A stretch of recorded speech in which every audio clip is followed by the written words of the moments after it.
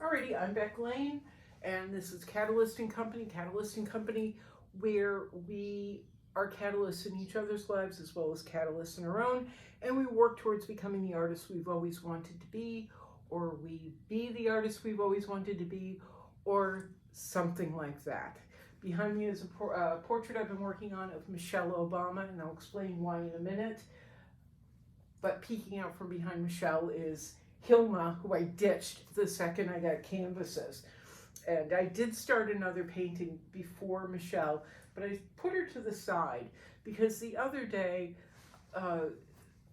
in the news, they were showing the White House portraits of Michelle and Barack Obama. And for some reason, Michelle's portrait pushed me over the edge.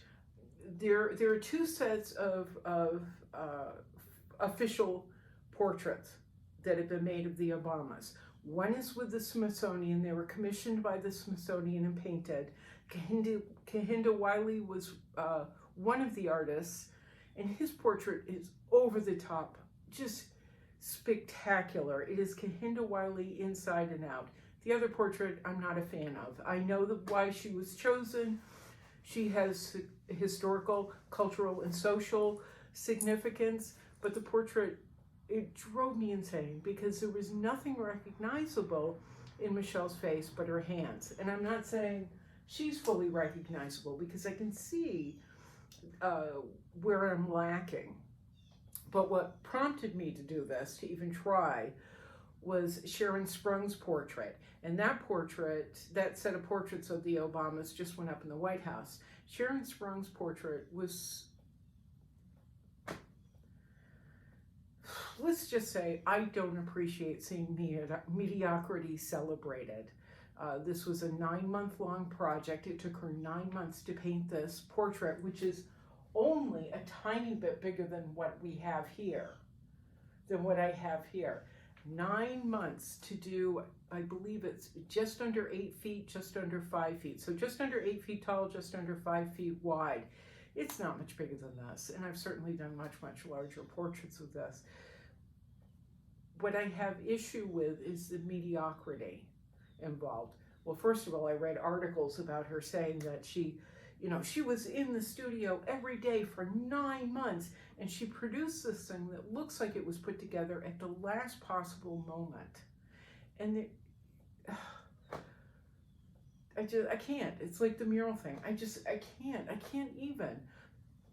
And I criticized it on Facebook, which I don't normally criticize other artists because I don't care, and everybody's just doing the best they can. But she's supposed to be a high level, one of the best portrait artists in America. And she was invited to do this portrait. And I look at it and I go, I was doing this work in middle school. And so I find it insulting, not just for me, not just because of fabulous old me, but because for portrait artists everywhere, people who actually work at technique and building new experiences for the viewer and the painter and really explore painting. This was just such poor quality. I went over the edge angry and criticized her on a teacher's Instagram page where she was talking about the two different Michelle portraits. And I was like, this is the best we have to offer in this country. This is the best. So I did that, and then I went on Facebook and did the same thing, and pretty much everybody is reading it. It's going, oh, no. They're reading this, reading about this, or seeing the portrait and going, no. It's just shameful. So I got my ire up and said, but I have a belief that you have to be able to back up your words. If you're not going to do the thing that you're criticizing, then shut up. It's like people watching football games, screaming at the television. It makes me nuts. If you're not playing football, if you haven't played football, shut up. Eat your nachos and be quiet. In fact, I criticized someone on Instagram yesterday because they're podcasters and I was trying so hard to listen to their last podcast, but it was an endless stream of it's and it got so bad I couldn't even hear any other words. And so I did. It's taken me almost 2.5 years to say anything, because I've repeatedly listened to this host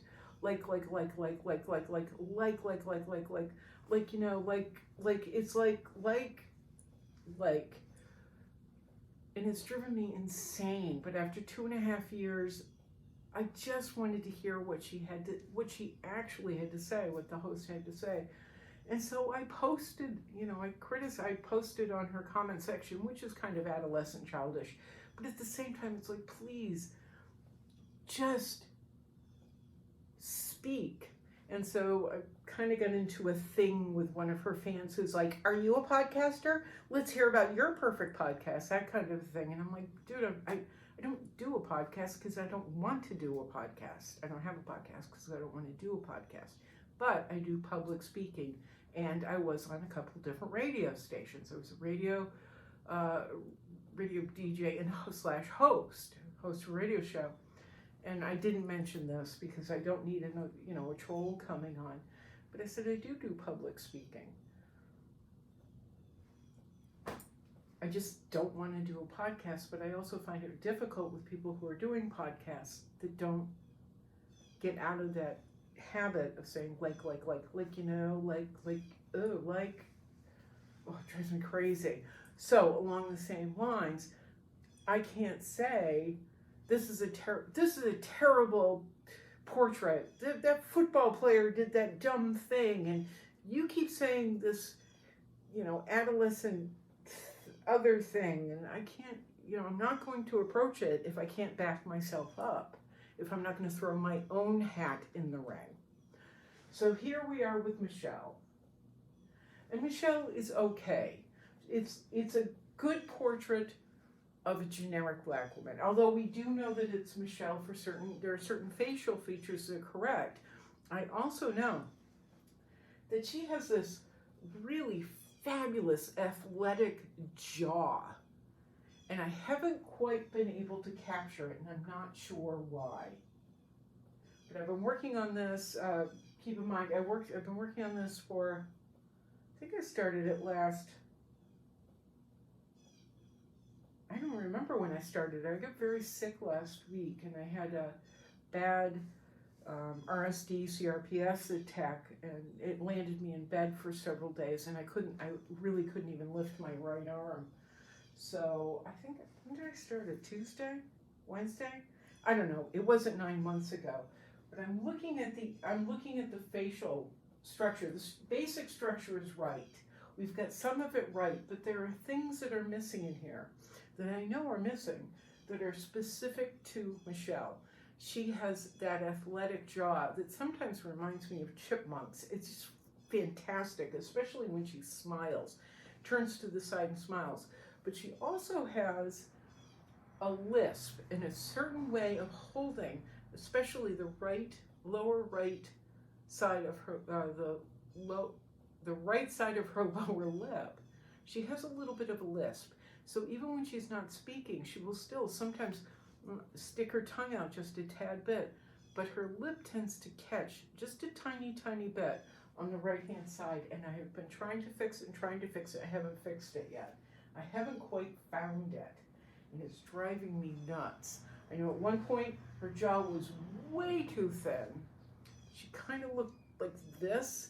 She had even more of a Mrs. Frankenstein, shape to her than she does now.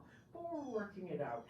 And I'm not going to totally malign myself yet, because I've decided to come off of her face and go down to the dress and add to, subtract, highlight, darken bits of her dress, which I've been in love with since she wore it in 2011. The designer's name, and she wore it for a specific reason. The designer's name was Andrew McQueen. I think it's Andrew McQueen. You'll have to excuse me if I misremembered it. But I remember what a fervor this dress caused her inaugural dress, her white inaugural dress was my first choice, but I couldn't get a clear photograph of it. The inaugural dress had flowers all over it.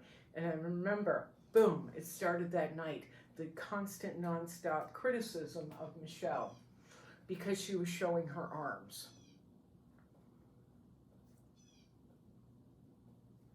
Heaven forfend.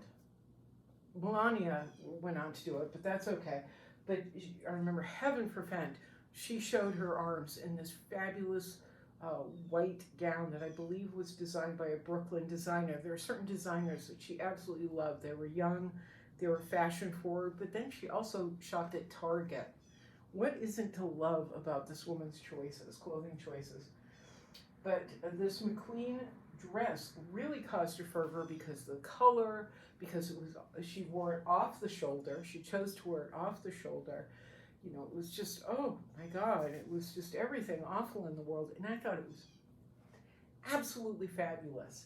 And it really captured my imagination. So I waited a while to do this and really didn't feel prompted until Sharon Sprung's portrait. Now I want to show you something else. This is very tall, by the way. This is 6 feet. She's up on a little bit of a landing. I have her a little bit off the ground so I can work. But as you can tell, she's tall. She's also on 2 canvases, which is the norm for me. And I'm going to show you something I realized. We actually have 3 paintings in one, right? We have Michelle. We have Michelle's face. But then we also have, oh shoot, this isn't going to be as impactful as I had hoped for. We also have Michelle's hands, which actually would work on their own if they were to be hung in 2 different rooms, just her hands, because the hands have a completely different story than the head being smaller and blah-blah-blah and the different colors. They actually allow the viewer to have a different interaction with the hands all by themselves, the hands against the dress. So we've got the hands, we've got Michelle's head. Come on, Michelle. Mrs. First Lady, who was so awesome. So we've got the hands, we've got the portrait of Michelle on a second canvas, but then we can also put them together and we have the full figure. And I've been criticized, I'm constantly being criticized, and I don't care. I've been criticized for painting on 2 canvases. Oh, it feels so 80s. Oh, it's this. Oh, it's that. But I do it for the viewer. It's less expensive to ship this way for the buyer. It's less expensive to ship. But number 2, 2 different canvases, 2, 3, 4, 5 different canvases allows the viewer to have more of an experience with the painting. They are more part of creating the work. They can decide how it is hung, what portions are hung, what are put away, if they're split up and put in different rooms. So it allows the viewer, the buyer, the collector to experience a painting on more of an artist level. It's the same reason I don't glaze. It's the same reason I don't do a lot of things that other painters don't do. I want the viewer, the buyer, the collector to be able to experience the paint and the act of painting on my level, on your level, on the artist level, instead of just being a passive bystander. They're an active participant. So that's enough of me babbling away and blah, blah, blah. I'm going to get back to painting her, and then I'm going to pull out, I'm skipping Hilma. I know Hilma's over there playing peekaboo with us. But I'm pulling out, I've got another painting that I've started that I want to get to work on as well. So I'm not just focused on this, on poor little Michelle over here. She's close. There's something missing. Or maybe there's too much. We'll figure it out. All right, I'm Beck Lane. This is Catalyst & Company. If you'd like to help support Catalyst & Company, all the links are down below. I hope everybody's doing well and you're working on your projects and blah, blah, blah, blah, blah. And Carrie, ready? Here we go. Hope you are well, my friend. Meow, meow, meow, meow.